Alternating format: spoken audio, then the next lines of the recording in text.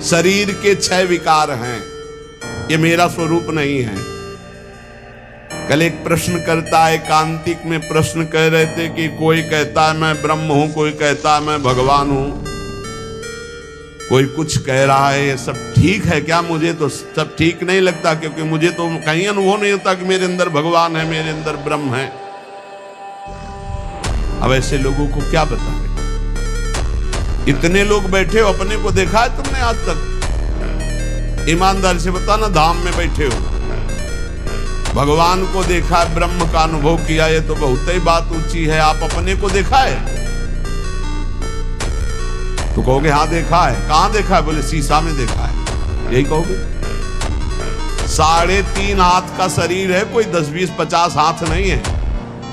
एक कमरा में होता, ढूंढना है तो बहुत समस्या थी कि भाई बड़ा कमरा है, बहुत छोटा कमरा है ये, 3.5 हाथ का। अपने हाथ से नाप लो।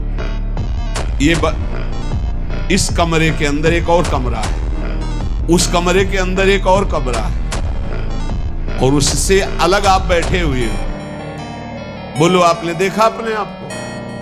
पहले कमरे को देखा है बाहर वाले, जैसे घर, बड़ा मकान, फिर उसके अंदर एक कमरा, फिर उसके अंदर नीचे की तरफ एक गुफा, उस गुफा में बैठा हुआ है निर्लेप रूप से तू।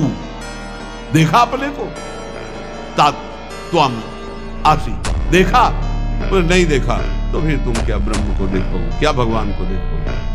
अपनी चमड़ी को देखो कि गोरी है कि काली है, बस यही शीशा में देखो, और क्या देखो? बात करते हो ब्रह्म ऋषियों की बात की अवहेलना करते हो। कोई भी मार्ग थोड़ी गलत है कि भला जीव ब्रह्म कैसे हो सकता है? तो ब्रह्म जीव हो सकता है ना, ब्रह्म जीव हो सकता है तो जीव ब्रह्म क्यों नहीं हो सकता? ब्रह्मविद ब्रह्मवि भवति। अज्ञान की बातें मत करो, जहां हो वहां से बहुत ऊंची जगह की बात करते हैं। ये ब्रह्म ऋषि ऐसे मजाक थोड़ी करते हैं, हम ब्रह्मास्म वही है, वही कहीं से भी देखो वही है, दूसरा नहीं। वो खेल कर रहा है, वही सेवक स्वामी खेल कर रहा है, दूसरा नहीं, बिल्कुल दूसरा नहीं, दूसरों न कोई। जब मैं था तब हरि नहीं, अब हरि है, मैं ना आई।